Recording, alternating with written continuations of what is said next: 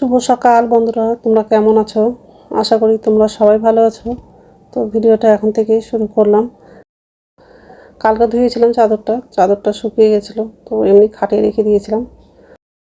চাদরটা গোছানো হয়ে গেলে বিছানাটা ঝেড়ে নিব, আর বালিশগুলো গুছিয়ে রাখবো। আর ডাইনিং রুমে যাব, সোফাটা একটু ঝেড়ে নিব। আর মারা তো কালকে আসছে, অনেকগুলো কাপড় আছে। আর কি বলতো, বাইরে কোথাও গেলে তো কাপড় তো হয় বলো। তো অনেকগুলো কাপড় ধোয়ার আছে, তো 2 বালতি কাপড় ভিজানো হয়ে গেছে। আর সকাল থেকে তো রোদ্দুরটা করছে, জানি না বেলায় হয়তো বৃষ্টি হবে কি। ব্যালকনিতে না হলে ছাদে নিয়ে যেতে হবে, নাহলে এতগুলো কাপড় তো শুকাবেই না।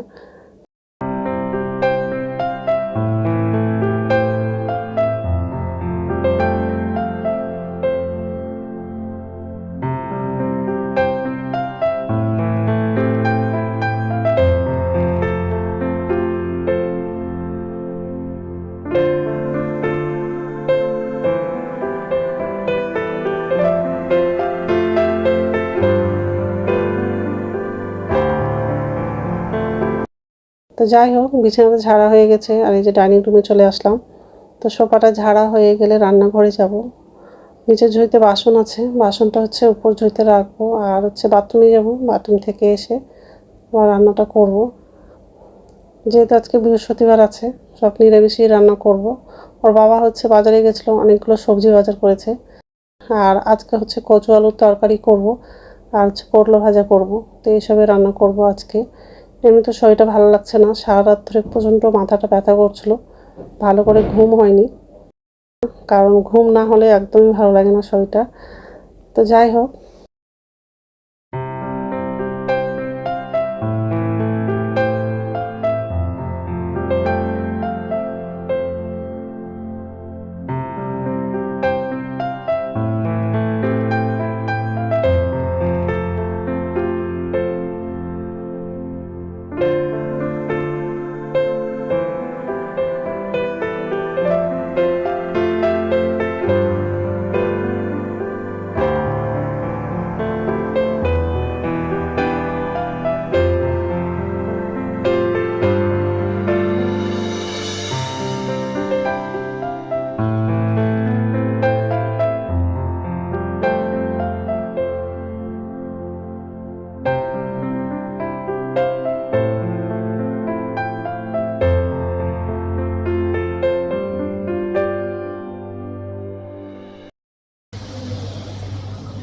নমস্কার বন্ধুরা, ওয়েলকাম টু মাই চ্যানেল। তো বন্ধুরা, তোমরা কেমন আছো? আশা করি তোমরা সবাই ভালো আছো। তো আরেকটা নতুন ভিডিও নিয়ে চলে আসলাম। আর সকালে সব কাজ করা হয়ে গেছে, এই রান্না করে আসলাম। ভাতটা বসিয়ে দিয়েছি। আজকে কচু আর আলুর তরকারি করব। তো কচুটা সিদ্ধ করার জন্য বসিয়ে দিয়েছি। এই ছোটো টেস্টের মধ্যে দিয়েছি, কারণ অনেকগুলো কচু আছে বলে। আর এদিকে ভাত। তো যাই হোক, তো এইসবে রান্না করবো আজকে। তো বন্ধুরা, প্রথম থেকে লাস্ট অবধি ভিডিওটা দেখবা, ভালো লাগবে। আর মারা দিকে রাত 12:30টার দিকে বাড়ি আসছে। আমার চা মুড়ি খাওয়া হয়ে গেছে। কচুটা সিদ্ধ হয়ে গেলে কচুটা রান্না করবো, আর ভাতটা আর একটু হলে হয়ে যাবে। একটু করলা ভাজা করেছি, কচুটা রান্না করবো। কড়াইটা ধুলাম না, আর কড়াইয়ে তেল আছে, তেল দিলাম।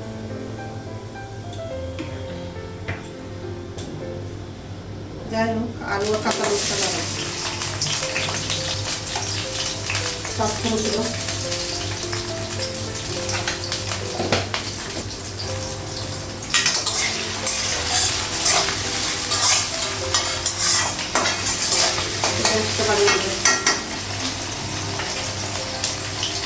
কচুটা লাগাবো, একটু ভেজে নেবো, তারপর মশলাগুলো লাগাবো।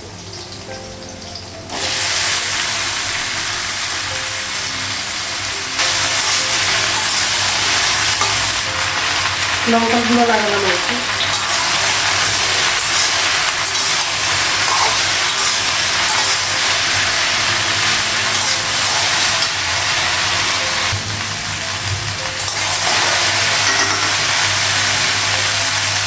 কচুটা ভাজা হয়ে গেছে, আদা বাটা দেবো,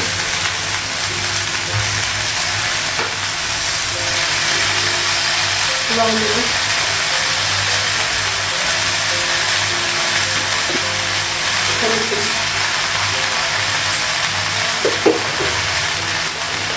ধনিয়া দিয়ে দেবো, ঘিটা দিয়ে দেবো, গ্যাসটা বাড়িয়ে দেবো, তারপর ভেবে মশলাটা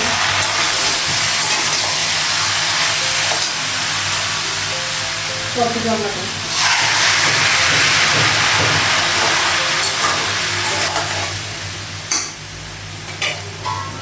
ঢাকা দেবো, ঢাকনা উঠানো।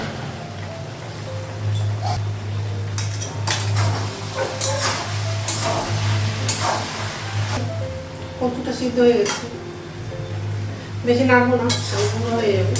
তার একটু জল লাগিয়ে দেবো।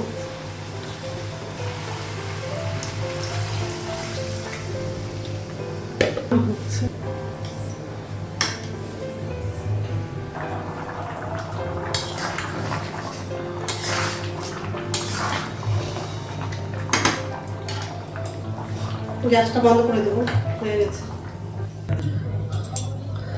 তো, রান্না হয়ে গেছে। আর যে গ্যাসটা মুছলাম,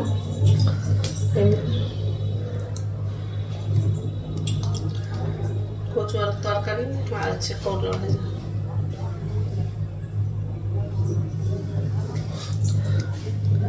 এখন হচ্ছে স্নান করতে যাবো, খুব গরম লাগছে। একটু আগে খুব জোরে বৃষ্টি হয়েছে। মা হচ্ছে কাপড়গুলো ছাদে নিয়ে যেতে চেয়েছিল, কিন্তু নিয়ে যেতে পারলো না, সব হচ্ছে ব্যালকনিতে মেলে দিয়েছে। অনেকগুলো কাপড় ওই সব ব্যালকনিতেই আছে। একটু রৌদ্র করলে কাপড়গুলো শুকিয়ে যাবে, কিন্তু রৌদ্র হয়তো পড়বে না। এখন একটু বৃষ্টিটা কম পড়ছে, তো যাই হোক। তো বন্ধুরা, এখন সন্ধ্যা 7টা বাজে, আর এই যে রান্নাঘরে আসলাম। তো এখন হচ্ছে বাসনগুলো পরিশুদ্ধ রাখবো আর চা মুড়ি খাবো। তো চাটা করা হয়ে গেছে, আর মা হচ্ছে সন্ধ্যা প্রদীপ দিয়েছে। তো যাই হোক, আর এই যে বাসন আছে, চাটা করা হয়ে গেছে। আর এই পুঁই শাকগুলো আজকে নিয়ে আসছে বাজার করে। পুঁই শাকগুলো সকালবেলা বাজার করে নিয়ে আসছিল, তো রান্না করলাম না, শুধু কচু আলু তরকারি করেছি। কার শরীরটা ভালো লাগছিল না, ওই জন্য বেশি কিছু রান্না করেনি। আর দুপুরবেলায় এত মাথাটা ব্যথা করছিল, মা অনেকগুলো মাথায় তেল মেখে দিয়েছে, চিপগুলো লাগছে। তো যাই হোক, এখন হচ্ছে বাসনটা পর্যন্ত রাখবো, তারপর চা মুড়িটা খাবো, আর রাত্রে খাবারটা বানাবো। মার জন্য ভাত রান্না করবো, আর আমাদের জন্য হচ্ছে রুটি করবো। ঠিক আছে, জলগুলো ভর্তি কর, বোতলে জল নেই। আর মুড়িটা নিয়েছি, আর ছেলে হচ্ছে ঝুড়ি ভাজা নিয়ে আসছিল, এই যে কাটছি। আর এটা আমার জন্য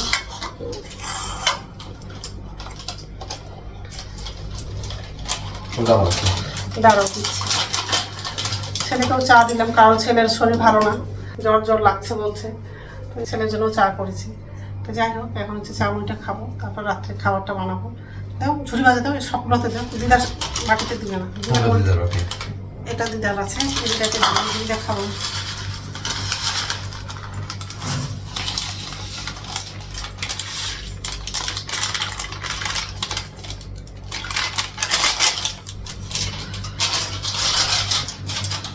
খাবারগুলো আমি টেবিলে নিয়ে আয়।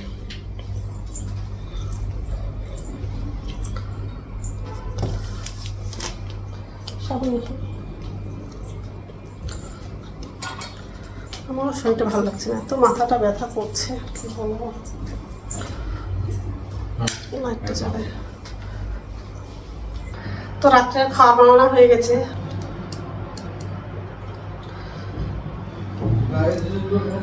তো এখন তো খাবো না, একটু পরেই খাবো। দুপুরে তরকারিটা আছে, তো ওটা দিয়ে হয়ে যাবে। তো যাই হোক, তো বন্ধুরা, আমার ভিডিওটা এখান থেকে আরেকটা নতুন ভিডিওতে দেখা হবে। আমার ভিডিওটা যদি ভালো লাগে, লাইক করবা, কমেন্ট করবা, সাবস্ক্রাইব করবা। তো বন্ধুরা, গুড নাইট। আজকে অনেকগুলো কাপড় ধোয়া হয়েছিল, তো মা হচ্ছে সব কাপড়গুলো ছাদে নিয়ে গেছিলো। তো কিছু কাপড় শুকিয়ে গেছে, আর কিছু কাপড় ভিজে আছে, সব ব্যালকনিতে দেওয়া আছে। ছাদে না নিয়ে গেলে হয়তো কাপড়গুলো অতটা শুকাতো না, আর ব্যালকনিতেও জায়গা ধরতো না। কিছু কাপড় শুকিয়ে গেছে, খাবারটা ঢাকাতে।